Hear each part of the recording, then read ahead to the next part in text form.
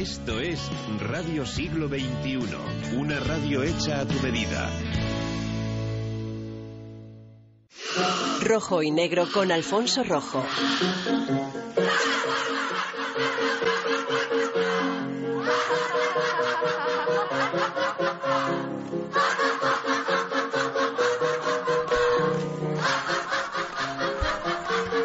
Bueno, sería insensato negar que los medios de comunicación, como negocio y como actividad, están sumidos en un cataclismo. Esto es Rojo y Negro. Yo soy Alfonso Rojo y he utilizado la palabra cataclismo y no problema con toda intención y por una razón. Los problemas tienen soluciones y los cataclismos consecuencias. Un problema es que se te pinche una rueda del coche el día que sales de vacaciones con tu novia y lo solucionas o poniendo tú mismo la de repuesto, llamando al servicio de ayuda en carretera, y retornas manchado de grasa, cabreado, con retraso, malhumorado, pero sigues el viaje y has solucionado el problema. Un cataclismo es hacerse viejo. Lo puedes asumir con dignidad, dedicarte al golf, irte de cruceros o hartarte de Viagra, pero nunca solucionarlo y volver a la situación original. No te vuelves a poner en presente en armas ni con el himno nacional. En ese sentido, estamos como el cataclismo del periodismo. Alejandra. Buenas tardes. Rojo y Negro analiza hoy la madurez de la prensa frente a las informaciones de la Casa Real. El experimentado periodista Pablo Sebastián está en el estudio para darnos claves, así como Fernando Díaz Villanueva. Otros periodistas nos van a dar su testimonio a lo largo del programa. JF La Mata nos acerca con su sección El Extintor a algunos testimonios sonoros para reflexionar. Y a las 6, la redacción de Periodista Digital nos trae lo último que se cuece en el diario. Hoy en A Pie de Calle analizamos con el doctor Miguel Lorente las desigualdades en las relaciones de pareja. Sabremos las causas más comunes de discusión y cómo remediarlas con el autor de Tú haz la comida que yo cuelgo los cuadros. Y con nuestro especialista en cultura, Leonardo Rodríguez, nos trasladamos a la Feria del Libro de Madrid y también a su historia. 2 horas de radio que dirige a Alfonso Rojo, con nuestro mediólogo de cabecera, Luis Valcarce, y quien les habla, Alejandra Lloza, Alberto Espinosa al mando técnico, José Pablo González en la coordinación. Rojo y Negro empieza ya. Bueno, como decía antes, vivimos un planeta inundado de información en el que partidos políticos, empresas, personalidades, científicos y hasta famosillos han descubierto que pueden llegar directamente al público sin utilizar ni la empresa periodística ni al periodista. O sea, el periodista no decide ya lo que es publicable y lo que no, y lo mismo les pasa a las empresas. A pesar de todo eso, y eso es de lo que vamos a hablar hoy, parece que algunos todavía no se han enterado y se empeñan todavía en censurar. Digo esto porque estamos viviendo una historia, por lo menos desde ayer, como poco espectacular en el mundo. Tenemos la impresión de que el nuevo director del Mundo ha censurado a una de sus redactoras estrella por meter la palabra Corina en una crónica y que se le ha revolucionado la mitad de la redacción. ¿Lo sabías tú esto, Pablo Sebastián? Sí, he estado informado y bueno, yo creo que el periódico El Mundo está viviendo unos momentos muy complicados, ¿no? Hay un detalle que quizás sería bueno precisar antes. Según las informaciones que se han hecho públicas en las últimas horas, el rey toma la decisión de abdicar el día 5 de enero de su cumpleaños. Y 25 días después, exactamente 24 días después, es cesado de la dirección del periódico Pedro J. Ramírez, en ese mismo mes de enero. No sé qué relación causa-efecto puede tener una cosa con la otra, pero imagino que algo hay al respecto. No en vano fue el periódico El Mundo el que puso en valor las informaciones relativas a los correos de Torres en el caso Nos que han llegado y que han producido luego no solo la imputación de Urdangarín, sino que han imputado a la infanta Cristina, sino también fue el periódico y Ana Romero, la autora, que supo llevar a la portada del diario a la famosa princesa Corina. Entonces, pues está clarísimo que la palabra Corina en este momento puede ser un tabú por cuanto pudiera significar que formaría parte de uno de los argumentos por los cuales el monarca ha decidido en este momento su retirada.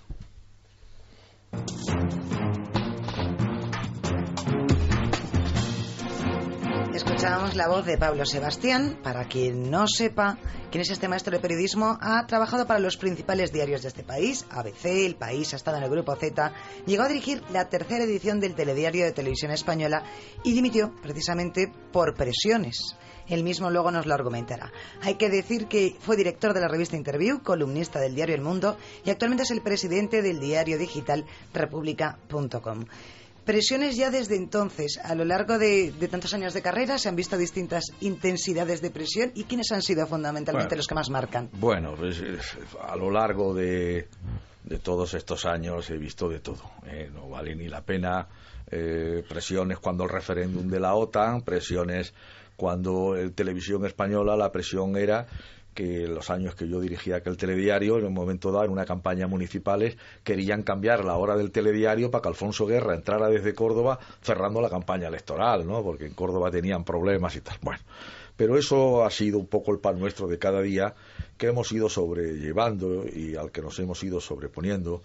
Pero últimamente, como hablaba antes Alfonso Rojo del famoso cataclismo, ha habido un deterioro bastante grande en los medios. Primero porque ha habido una deriva ideológica cada vez más radical y se han homologado mucho con los partidos.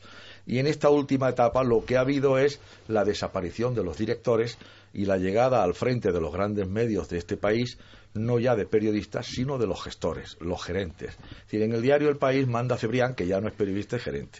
En el periódico El Mundo manda Antonio Fernández Galiano. En el ABC manda Enríquez. Es decir, en el Confidencial, que es un periódico de tal, manda el Totoyo, que también es un gestor. Y todo esto es así, es decir, hay y lamentablemente los periodistas nos tenemos que convertir en editores para intentar volver a encontrar un sitio. Y ahora nos vamos a hablar de otro periodista, pertenece a otra generación. Ha estado en el Grupo de Libertad Digital, también en Intereconomía, tiene 3 libros, entre ellos 2 biografías de los Reyes Católicos y una de Che Guevara. Fernando Díaz Villanueva, buenas tardes. En tu caso, tú que perteneces a otra generación, ¿has vivido más la autocensura o la censura impuesta o las consignas hábilmente dirigidas? Bueno, la autocensura es lo primero, claro. Sabes lo que puedes decir y lo que no puedes decir. De todas maneras, yo creo que eso ha existido siempre, no es de ahora. Es decir, respecto a Casa Real en concreto. Bueno, en el caso de la Casa Real, clarísimo, ¿no? De todas maneras, lo que pasó ayer en El Mundo, lo que informó ayer el Periodista Digital, viene a cuento porque la causa principal por la que el rey se ha desgastado ha sido la historia de Botswana y Corina. No ha sido lo de Urdangarín, que le pillaba más de perfil, de manera más tangencial. Lo que ocasionó su caída en picado, yo lo recuerdo aquel día, fue el día que salió la fotografía aquella que salía el rey con el sudafricano, aquel que parecía Cocodrilo Dandí, los dos con el escopetón. Eso fue demoledor para la figura del rey. Y el elefante apoyado en el árbol. El elefante apoyado en el árbol, eso fue demoledor. Fue una sola fotografía y no la dio ningún periódico. Muertito, como muerto. Sí, a mis hijos les impresionó. Y eso empezó a circular por las redes sociales. Es más, esa misma fotografía en 1995 no hubiera sido publicada en ningún lado. Hubiera sido parada en todos los periódicos. En cambio, ahora ya no se puede frenar. Y el rey lo sabe.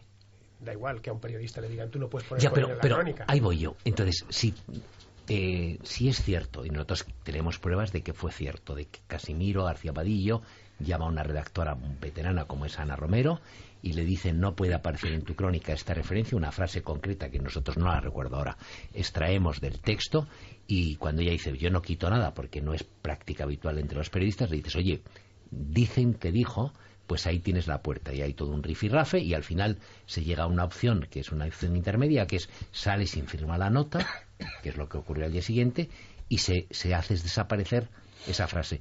Pero Casimiro tenía que haber sido consciente de que al día siguiente lo iba a saber todo el mundo. Claro. Porque eso lo hacías en tiempos del moniato y no pasaba nada, pero es que ahora lo sabe todo el mundo. 2 cosas. Casimiro García Badillo parte de la idea de que la gente solo se informa a través de los periódicos. Primer error.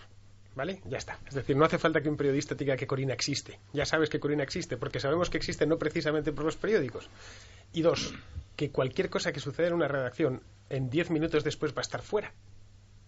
Vamos, yo he vivido como el Grupo Intereconomía se deshacía y se sabía más fuera que dentro. Eso Alejandra lo puede saber, que era así, ¿no? Muchas veces nos informábamos fuera. Y esto en el año 1995 o en el año 2000 no hubiera sucedido así. De tal manera que ha sido, lo de ayer de Casimiro fue una cosa de una impotencia, ¿no? Ya, oye, una cosa, y eso me interesa mucho a tú, Pablo Sebastián. ¿Esto es parte de la guerra Pedro J. Casimiro? ¿O Pedro J. ha tirado la toalla y no está en ninguna guerra? No. Porque hoy tenemos el segundo episodio del asunto que también sacamos, que es la hija de Pedro J., que está de corresponsal en Nueva York desde hace 4 años, con su marido, que también tiene un puesto, lo cual es un puesto estupendo. Es decir, a ti te dan un puesto de corresponsal, a tu marido le dan el puesto de corresponsal adjunto, con lo cual, después de la lotería, es lo segundo mejor que te puede ocurrir. Y los dos, de forma clarísima, en sus cuentas de Twitter, sin ocultarse en ningún momento, acusan a Casimiro de censura, le dan una lección, le dicen que así no se puede hacer periodismo y que no reconocen el periódico. ¿Eso es parte de la guerra Pedro J. Casimiro o no? Bueno, yo ayer en el periódico que daba la portada de la gran noticia de la abdicación del rey, de entrada eché en falta un artículo de Pedro J., ¿no? Y hablé con él y le dije, hombre, ¿cómo no has escrito un día tan importante como este? Dijo, no, es que estoy haciendo una gira por toda España muy interesante, presentando el libro suyo histórico sobre el trienio liberal. Y le dije, pero es muy extraño que en un día como este tú no estés presente, haya una lista de columnistas. Bueno, escribiré el domingo. ¿Qué es lo que creo yo que está pasando? El periódico y Unevisa, la empresa editora, están en un momento muy complicado. En primer lugar porque, como se decía cuando se monta la operación del cese de Pedro J., los italianos propietarios del periódico han matado al canario y todavía no han vendido la jaula, que formaba parte de la operación. Y se ha hablado de unos procesos de fusión que me parecen naturales entre los 3 periódicos conservadores hoy día de papel, ABC, La Razón y El Mundo. Creo que hay conversaciones ya entre todos ellos, no sé si es una fusión a 2 o 3, y en este momento una de las condiciones del proceso de fusión es que el periódico El Mundo tiene que tener un bajo perfil en la información y en lo que se llaman informaciones sensibles, y que Casimiro vive en medio de un triángulo infernal, que es su anterior director, Pedro J., que está vigilando desde fuera, la tensión que se produce todo eso en la redacción y el futuro del periódico, y que esa actitud que ha tomado ha sido consecuencia de su difícil situación. Yo creo que para aportar a la excelente radiografía que ha hecho Pablo y lo que ha adelantado Fernando, es que el elemento que a mí me sorprende en este tema de la censura con Ana Romero es que Ana Romero no es sospechosa. Es decir, cuando fue el tema Corina, recordemos que el periódico El Mundo saca Corina en un momento en el que, luego del tema del elefante y tal, Pedro J. tiene que recomponer, y yo recuerdo algunas columnas de Pablo Sebastián al respecto, donde él alertaba sobre esto, tiene que recomponer de alguna manera... del perro de Pablo Sebastián. De Marcelo, que Marcelo es mucho más malo que Pablo. Mucho más agudo. Entonces, el Pedro J. tiene que recomponer sus relaciones con Casa Real, y entonces lo que hace es, déjame que yo machaco a Urdangarín, pero a ti te voy a cuidar. Y utiliza a Ana Romero para ese trabajo, la que le hace ese trabajo de sacar a Corina como una empresaria y no como la amiga íntima del rey, por ejemplo, que no solo lo hizo El Mundo, también lo hace Hola. Hola saca una portada con Corina en un reportaje sin firma y con fotos de agencia, donde precisamente, y sabemos que la distancia que hay, la relación tan cercana entre Hola y Casa Real es la misma que tengo ahora con usted del otro lado del micrófono. Entonces, Hola no hace nada sin que Casa Real lo sepa antes. Y por eso me llama la atención. Ana Romero no es sospechosa. Entonces, ¿qué ha pasado aquí? Yo sí creo, como ha explicado Pablo y como has dicho tú, Alfonso, que hay Casimiro ha entrado al mundo con una herencia envenenada y se daba la sensación, recuerdo, en los primeros días de la entrada de Casimiro, donde todo el mundo decía, si Pedro J. me llama para hacer un periódico, yo me voy con él. Esa era la sensación que había en la redacción, y hablo del núcleo duro, el núcleo duro de los que hacían El Mundo. Todos los que ahora salieron a firmar ese comunicado de que aquí no hay censura, etcétera, etcétera. Por cierto, cada vez que El Mundo saca un comunicado desmintiendo algo, me acuerdo cuando desmintieron la noticia que dimos del cierre de Veo Televisión. Sí, también hicieron un comunicado diciendo También que hicieron no cerraban un comunicado y estaban precioso cerrando. diciendo que ellos no echaban a nadie, que la Estaban televisión cerrando, seguía, sí. etcétera, etcétera. A las 2 semanas no quedaba ahí ni el portero. Pero una cosa, recogiéndolo todo, yo no he tenido la sensación, y tú tampoco, Pablo, a pesar de esas cosas que tú cuentas, de que escribiésemos bajo censura en una etapa muy larga. Es decir, yo no he tenido nunca la sensación. Perdona. Quizás porque yo no he hecho información nacional ni información local. Pero es que el cese de Pedro J es un aviso a navegantes, muy importante. Y luego, los grandes tiempos del periodismo de este país, porque además los periódicos eran más independientes, fueron los años de la transición. Aquello fue una fiesta extraordinaria del periodismo en España, ¿no? Pero yo sí quería hacer una matización sobre el tema de Corina, porque esas portadas amables de la gran empresaria, esa portada de Lola tan bonita y tal, eso lo han conseguido gracias a la soberbia y el exhibicionismo de la tal Corina, pero eso es lo que ha dinamitado la historia.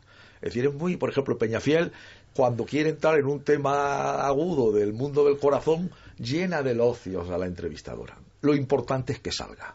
Es decir, el daño no era por lo que había detrás, sino por la salida al primer plano del periódico de la princesa Corina y en la portada de Lola, que se le fue de las manos. Eso ha sido lo que ha dinamitado. Y ahora ese tema lo quieren llevar absolutamente bajo cuerda. Bueno, vamos a ver. Creo que no hay que darle tanta importancia a lo que pasó ayer. La gente de la historia del rey lo sabe todo. No es necesario el periódico. Además, creo que esto lo hemos hablado aquí ya. Es decir, que estamos sobrevalorando el papel de los periódicos. Esa fiesta del periodismo de los años 70 fue un disparate que lo único que hizo fue maridar la política y el periodismo. Ahora estamos en el gran momento de la prensa. Aunque parezca mentira decirlo. Ahora casi cualquiera puede llegar a ser periodista si es bueno. Pues con la y se introducción expone que al he hecho mercado. yo, macho. No, pero te lo digo así, Es decir, esos años de fiesta de los años 70 fueron los que hicieron que del rey no se pudiese decir nada. Fueron los que hicieron que... No, tal cual, fue que la política y los periodistas fuesen exactamente lo mismo. Esa fiesta. Fue una fiesta magnífica. No es verdad. No, esencialmente fue eso. Es decir, el verdad. periodista transicionista, que básicamente era un tío con un carné agarrado en la boca. Es absolutamente falso. Total y absolutamente. No, Es decir, perdona, absolutamente falso. Tú eso no lo has vivido y yo sí. Bueno, era yo un niño pequeño, pero los periodistas eran una extensión del político. No había carnés en la boca. Yo estaba en la redacción del diario El País. Antes había estado de corresponsal de ABC en Bruselas y en la redacción de Cambio 16, y era todo lo contrario. No había carnés. Juan Luis Cebrián ejercía como un magnífico periodista al frente del periódico. Estaban de sus directores José Luis Martín Prieto y Augusto del Cáder, y aquello era una fiesta. No había censura. No había censura. Se hacía una información con una libertad que ni de broma existe ahora. Pero el rey era intocable. Pero bueno, el rey era intocable en el momento en que... O sea, no hubiera habido caso de Urdangarín, pero vamos a ver, es que el rey estaba empezando. Olvídate. Perdona, no había currículum. Es decir, el rey venía del franquismo, cosa que todo el mundo decía, había jurado los principios del movimiento nacional, por eso el rey no jura la Constitución, para no ser un perjuro. El rey rubrica la Constitución, pero no la jura. El rey venía del franquismo, había abierto y negociado el consenso de la transición, y cuando empezó la transición no había motivo de censura del rey, porque no había ningún tema en aquel momento. Pero Pablo, para mí el Mm. 23F es el ejemplo claro de que el periodismo en ese momento estaba por uvas. Perdón. O sea, el 23F, no se cuestionó el papel del rey. La Junta Militar fue un fiasco y no lo dijo nadie. Perdona, eso de que no se cuestionó, naturalmente que se cuestionó, Claro que se cuestionó. Y se habló mucho después. No, perdona, oye, yo hice la información para el diario El País esa noche con Miguel Ángel Aguilar del golpe de Estado. Luego para el Grupo Z conseguí todo el juicio del 23F. Estuve allí presente.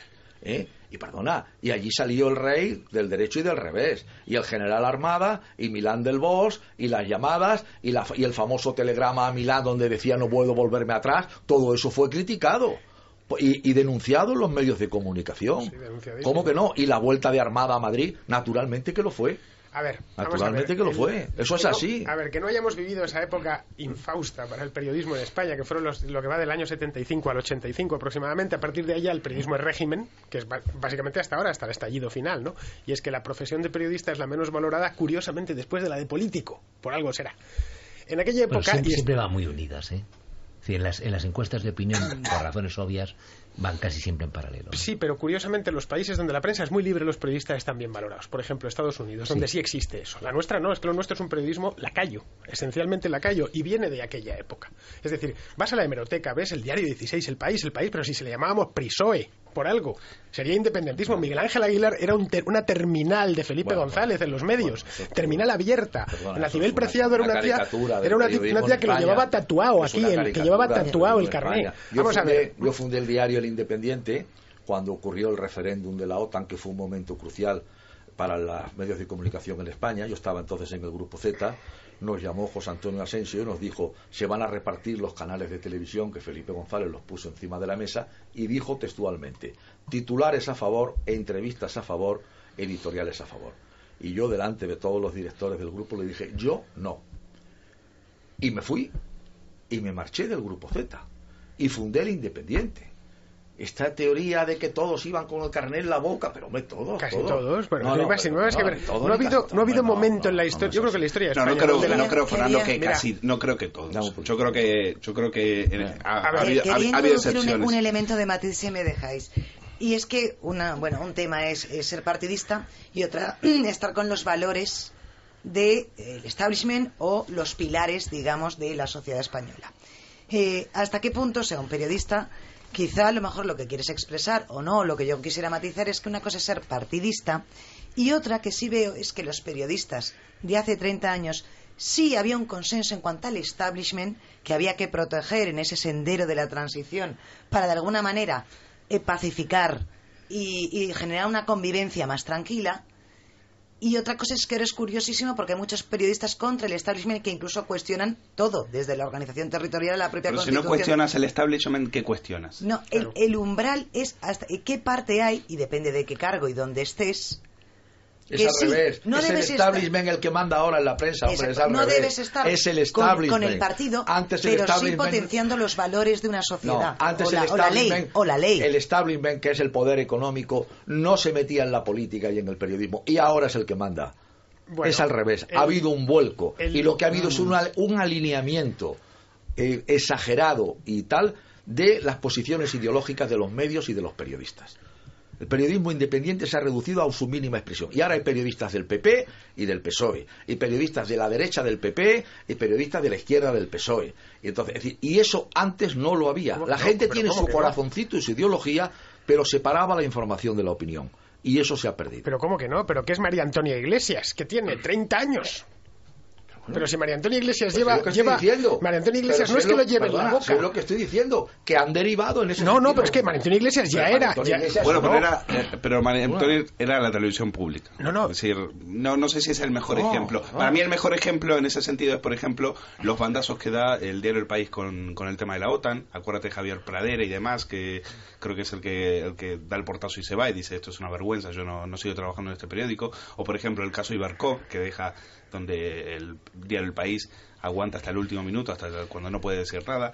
Yo creo que sí es verdad que en determinado momento los periódicos eligen callar cierto tema y en otro tema ir a por todas. Quizá con la excepción, en aquella época, yo no lo recuerdo muy bien porque no estuve en España la mayor parte del tiempo, pero con la excepción quizá del nicho de lo que es el rey, es decir, las amantes del rey o las corridas del rey, que sí lo comentábamos, pero que yo no lo veías publicado, yo creo que no había tampoco tabús.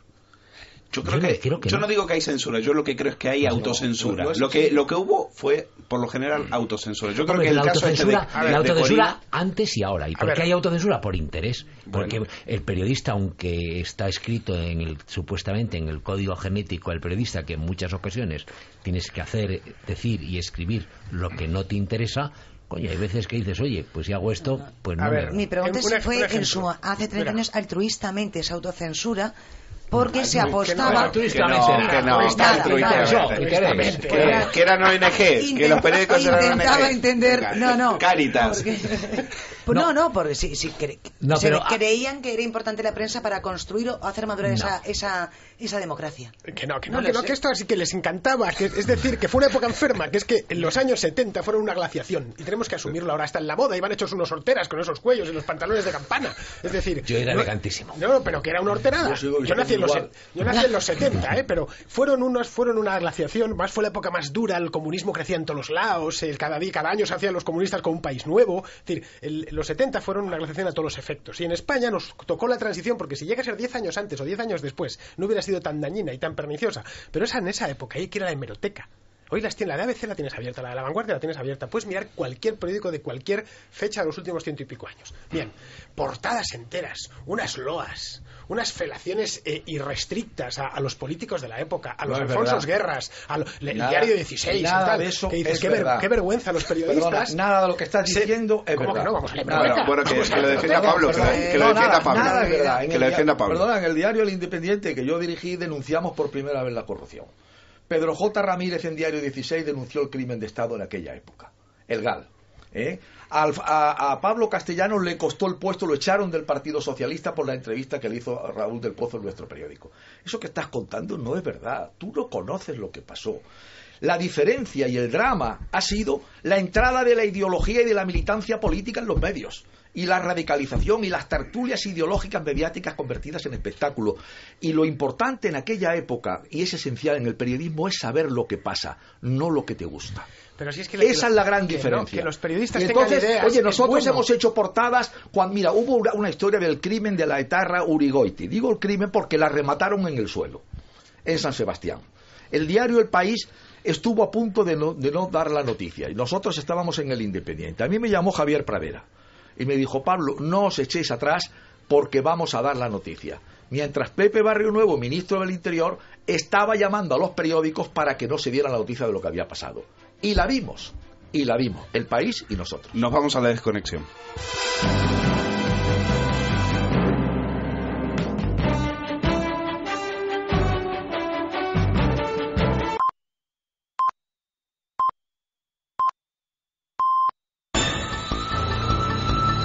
Rojo y negro con Alfonso Rojo.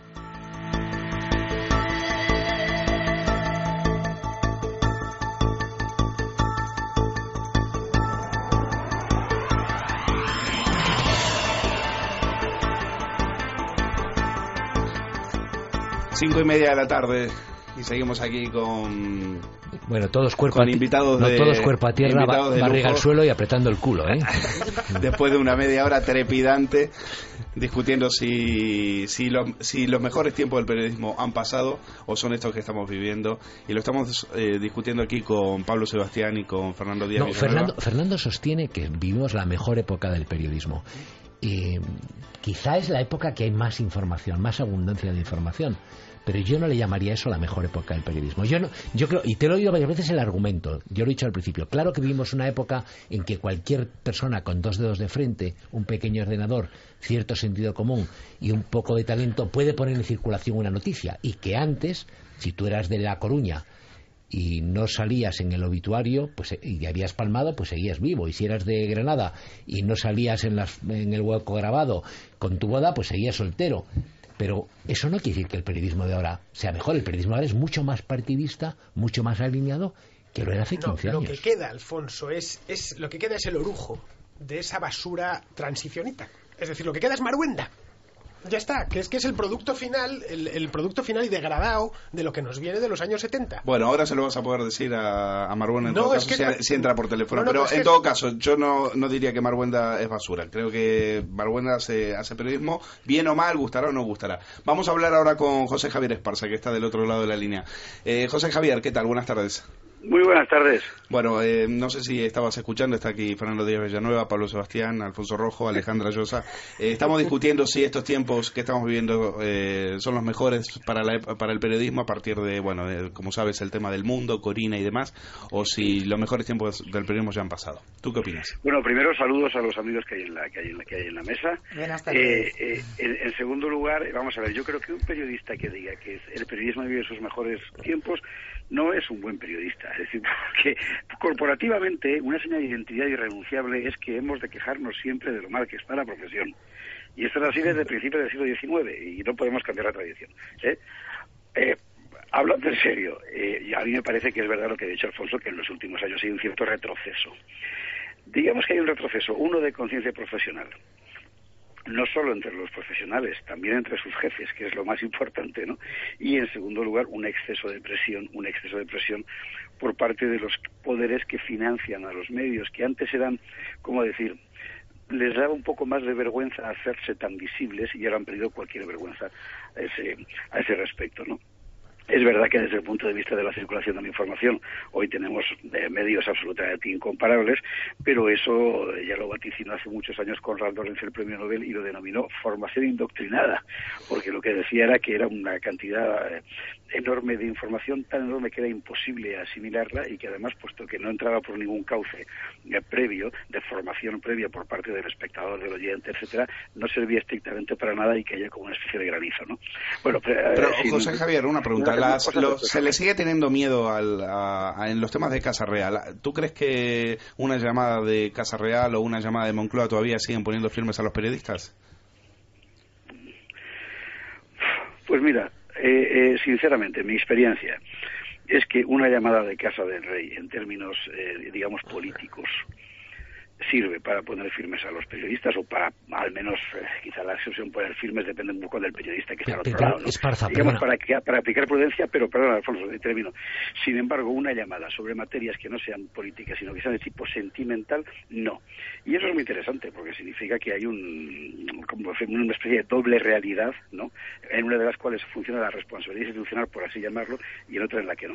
Pero, José Javier, mira, el elemento nuevo, el que yo percibo de forma más visible, es la precariedad. Es decir, nosotros somos parte, como digo, las empresas periodísticas de esta merde que te mantiene a la gente en la ruina o al borde de la subsistencia. En ese sentido, la dependencia económica es lo que te hace vulnerable. Es decir, dices, lo que antes solo se manifestaba con el Corte Inglés y parcialmente con Iberia. Es decir, si había un accidente de avión, no se llevaba la portada en la primera edición para que fuese repartida en los aviones, pero eso era pura supervivencia. O si daban mal de comer en el restaurante del Corte Inglés, pues no se hacía crítica del restaurante del Corte Inglés para que no te quitase la publicidad del Corte Inglés.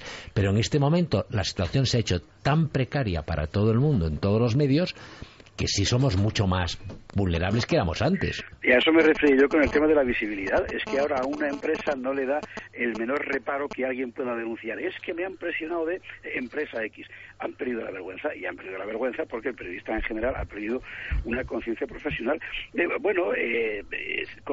Estamos hablando de lo mismo y creo que además estamos básicamente de acuerdo. Es decir, hemos vuelto, por así decir, al estatuto del periodista canalla de los años 20, que al final es un periodista a sueldo y con pistola, ¿no?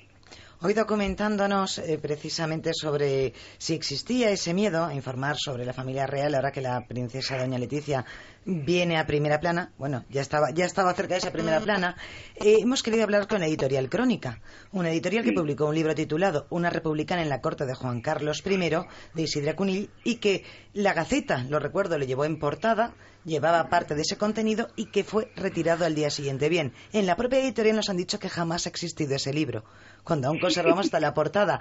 Tú que entonces, sigues en el grupo Intereconomía, quería de alguna manera que nos sirvieras de testigo y nos contaras qué pasó tras haceros eco de una publicación que fue luego secuestrada directamente. Aquel libro existió efectivamente, y bien es cierto que por una editorial que en términos, ¿cómo decir?, profesionales no es muy recomendable, porque las cosas que ha hecho las ha defendido mal, las ha vendido mal, ha tratado de jugar a libros escándalos sin tener ni el coraje ni los medios para defender el escándalo después. Así que esa actitud que tú describes pues es perfectamente verosímil, es decir, con toda seguridad están así. No sé yo si otras editoriales que hayan sacado contenido de ese carácter están en la misma tesitura de echarse para atrás sobre todo lo que hayan dicho. Ahora bien, es cierto que no es lo mismo meterse con una señorita que acaba de casarse con el príncipe que meterse con la reina de España.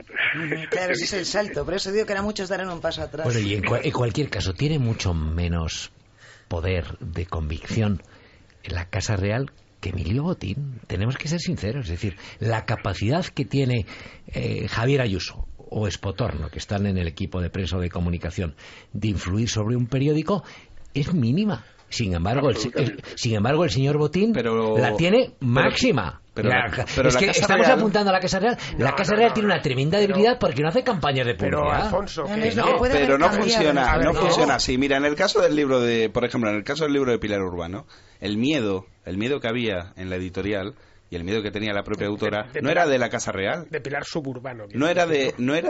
No me interrumpa, Fernando. No era de la Casa Real. El miedo que tenían era de que una llamada de Casa Real al Corte Inglés hundiera las ventas del libro. Y eso te puedo asegurar que era así. O sea, que no es Casa Real el miedo. Claro que no es Casa Real. Que la presión viene viene de la política y la Casa Real es política. Una empresa puede perfectamente no financiarte, pues te financiará otra. No, es decir, o ninguna. Cierto periodista al que admiro muchísimo, y no voy a decir su nombre, y viene de la transición, ha estado encabronado con Botín durante muchos años y ha podido seguir haciendo periodismo hasta el extremo de montarse su propio periódico. ¿Vale? Si te encabronas con la política, aquí estás muerto. Es un cacho, dices. Sí. Vale. Aquí estás muerto si te encabronas con la política. Es su caso, Fernando. Y no hay más. Y eso es así. Y JJ, tú lo sabes. Se ha acogido al vasallaje de otro señor feudal. Porque eso funciona así, que el poder económico ha implantado hoy en todo el Occidente, no solo en España, una especie de sobrepoder neofeudal que sustituye al poder político y que determina las cosas. Habláis del libro de Planeta. Oye, a la semana siguiente de publicar el libro de Planeta, dentro de la guerra sorda que ha habido entre los grandes del país, por si el rey abdicaba o no abdicaba, a Planeta, que le habían ampliado una línea extraordinaria de crédito en el mes de diciembre, se la han quitado a la semana de salir el libro el Santander, el Caixa y el Banco Sabadell. Sí, claro, es que esto funciona así, es que es verdad que hay un poder que no vemos, que no es un poder legítimo, que no es un poder democrático y que es el poder del dinero. Pareces Pablo Iglesias, José Javier, de verdad.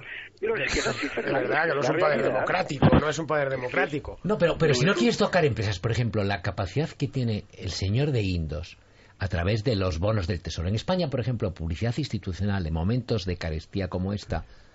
No es todo, sí. No, publicidad institucional solo hay dos. La DGT y lo que rodea al Ministerio de Economía. No hay más. Sanidad no tiene campañas publicitarias.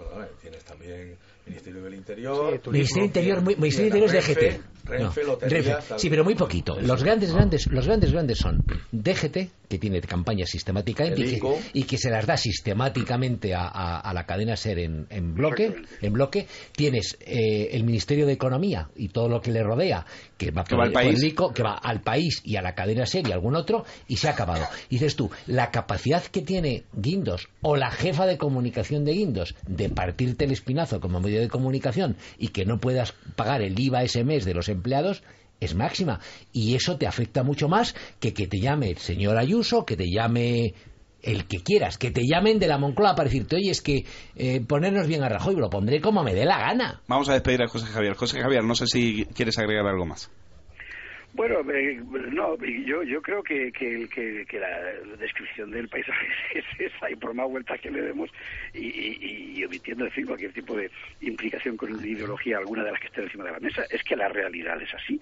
Entonces hemos llegado a esta situación, yo creo fundamentalmente, entre otras cosas, porque los periodistas hemos sido incapaces, corporativamente hablando, de defender lo que hacemos como una profesión, como las que pueden hacer los médicos o los abogados.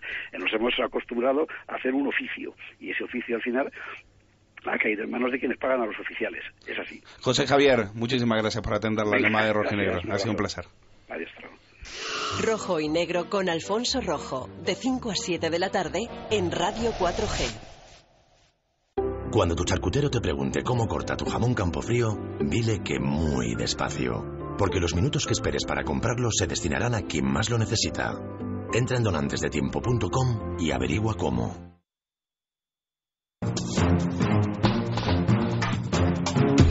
Rojo y Negro con Alfonso Rojo, de 5 a 7 de la tarde en Radio 4G. Bueno, estamos aquí de vuelta. Pablo Sebastián, llevas un rato callado y tú tienes mucho que decir. Estoy oyendo con mucho interés. Es decir, no le he contado nunca a la gente que yo hace muchos años, en un tema relacionado con Casa Real, viajé con Pablo Sebastián a Grecia. Fuimos los únicos. Y entonces él y Jaime Peñafiel. Íbamos el fotógrafo que tenía la revista Hola, que era feo como un mono, que es Chávez. Sí. Iba yo, era feo como un mono.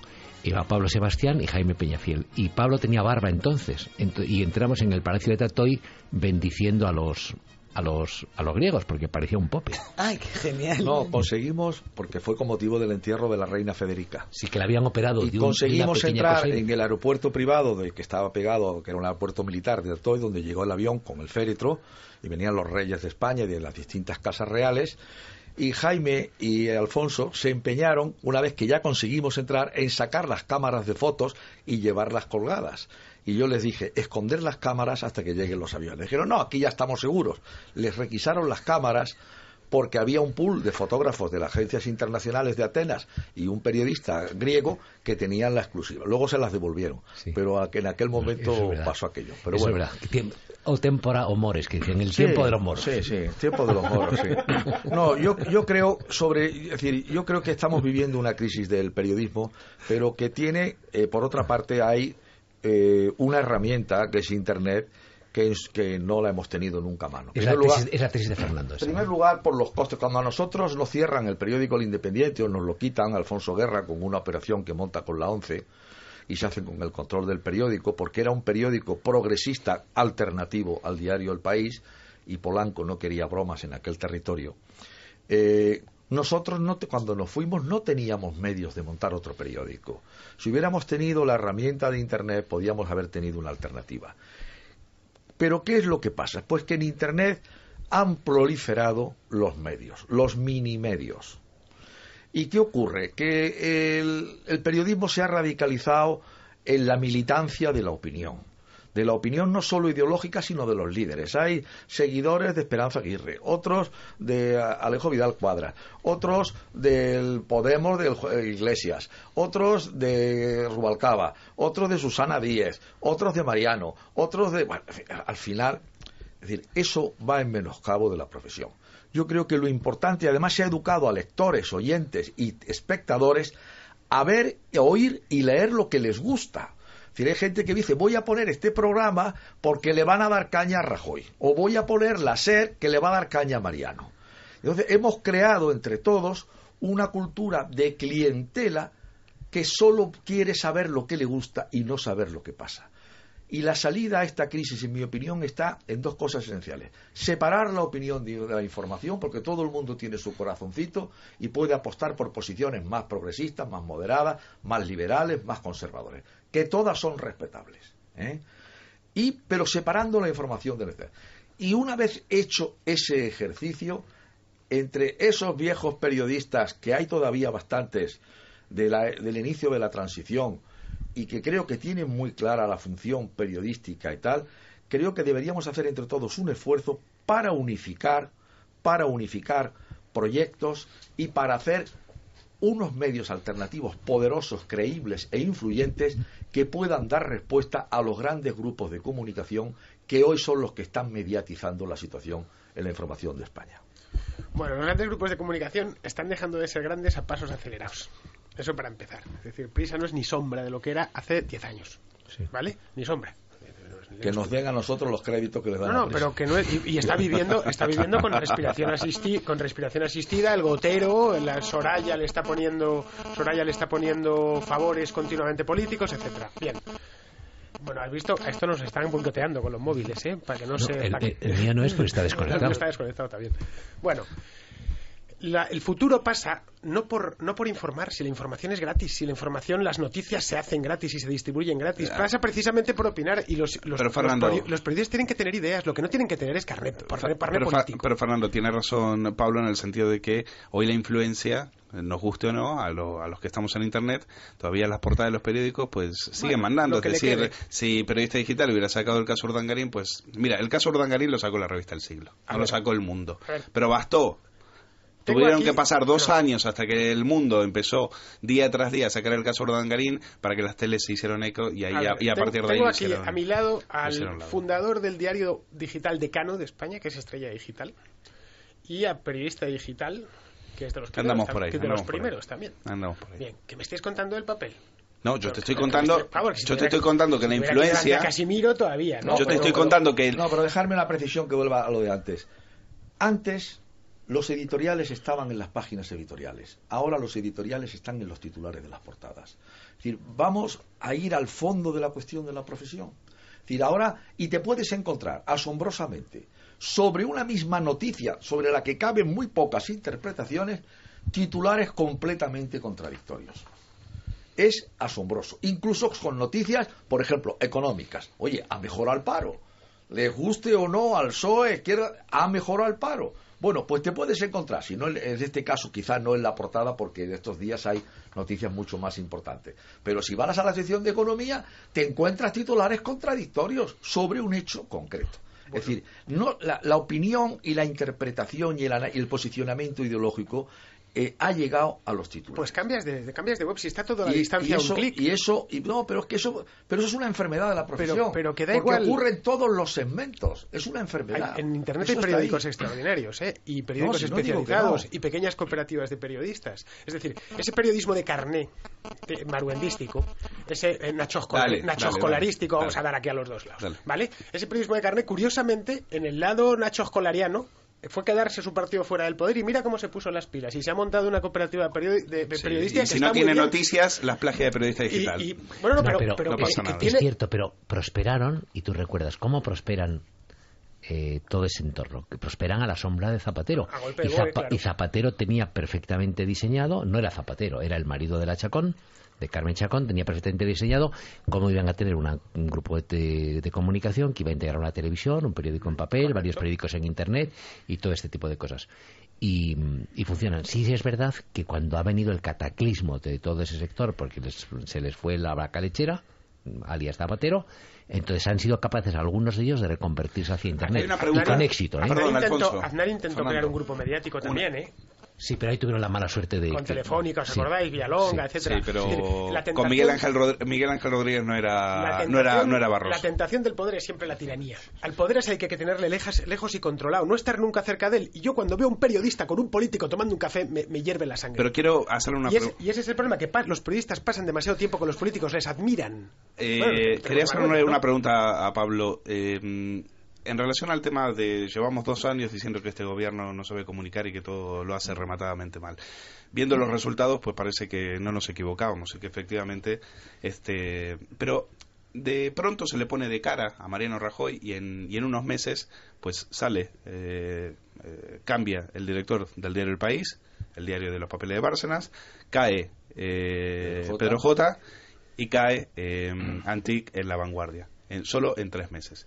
Siempre y todavía nos preguntamos si el poder político tuvo algo que ver en la caída de esos directores o simplemente las circunstancias económicas de cada grupo fueron las que le pusieron el panorama mediático político de cara a Mariano Rajoy. ¿Tú qué opinas? El poder político ha tenido que ver clarísimamente en los 3 casos. La Vanguardia iba con Antich en una deriva muy pronacionalista, el señor Artur Mas, y en la deriva del proceso secesionista.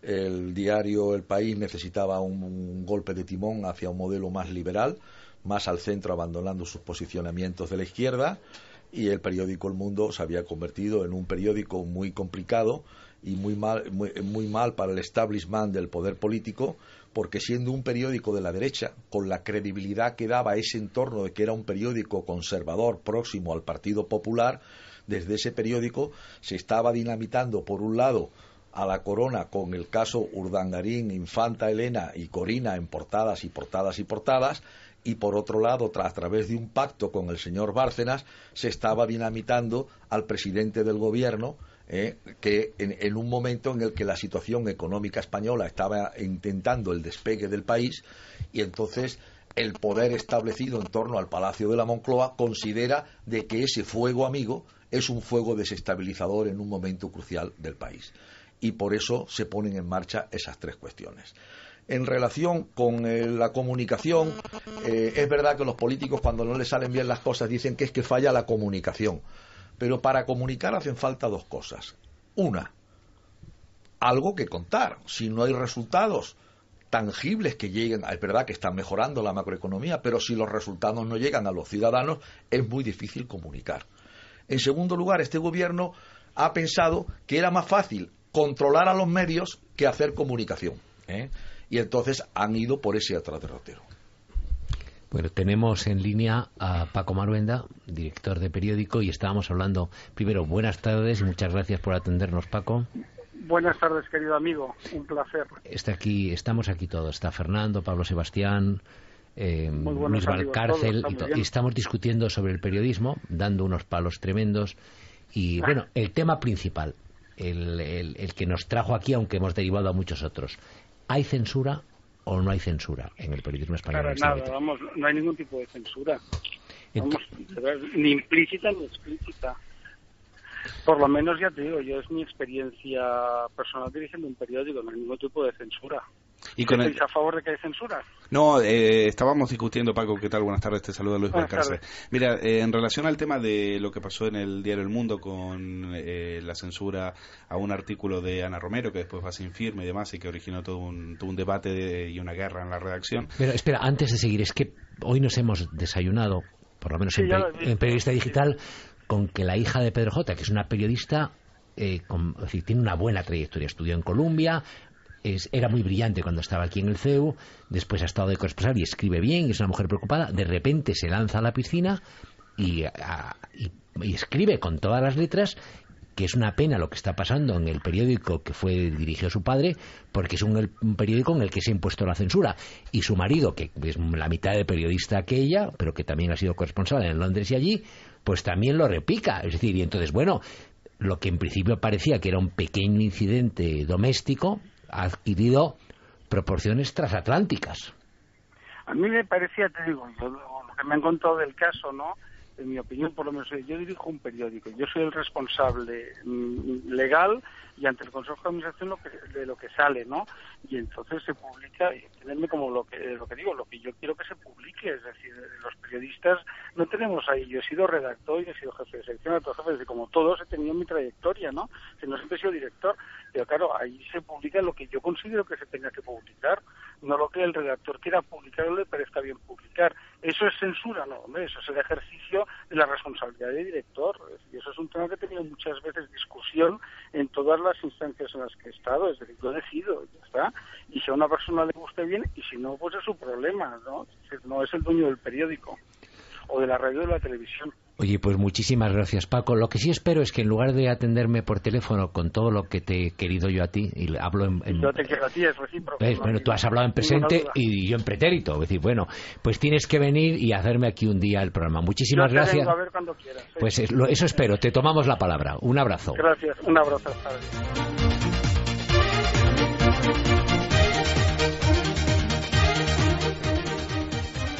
Bueno, nos quedan dos minutos para irnos a la desconexión. Te estás riendo, Fernando Díaz Villanueva. No, me estoy sonriendo. La has liado y te has quedado muy a gusto, ¿que sí? No, porque es que no la he liado. No, es que Fernando tiene la tesis justo la contraria. La tesis suya es que Maruenda es precisamente el tipo de periodista que es un periodista de cortes, lo que él dice. Sí, pero lo ha dicho bien, ¿no? Ha dicho en la redacción, mando yo digo, yo mando, yo quito, yo tal, y al que no le gusta que se vaya, ¿no? Un periódico es así. Perdona. Ahora, ¿qué va a pasar pregunto, ¿qué crees que va a pasar con los hijos, con la hija de Pedro J? ¿Qué crees que va a pasar? No tengo ni idea. Nada, pero escucha, yo creo que la habían trasladado a Bruselas. Creo que ella, vamos a ver, ella estaba en Nueva York. Ella estuvo en Bruselas, de Bruselas salta a Nueva York, que lleva 4 años. El novio estaba en Londres, lo trasladan a Nueva York para que hacer bien familia que cobra unida, permanece unida, lo cual me parece que está muy bien, y ahí están los dos. Yo creo que Casimiro, después del jaleo que se ha montado en torno a esto y de la repercusión que le hemos dado a través de Internet, tiene que tomar una decisión. Un director no puede permitir que un redactor, por destacado que sea, te acuse de censor si tú crees que no has censurado, y dejarlo pasar. Si deja pasar el tema, pues será Casiveo en lugar de Casimiro. No, se dice Casimiro, pero no te veo. Oye, pues con esto no tenemos ahora ya más remedio que salir corriendo. Fernando nos ha arruinado las relaciones personales nos espera con toda la profesión. Y Pablo, muchísimas gracias por venir y hasta otra vez. Muy bien.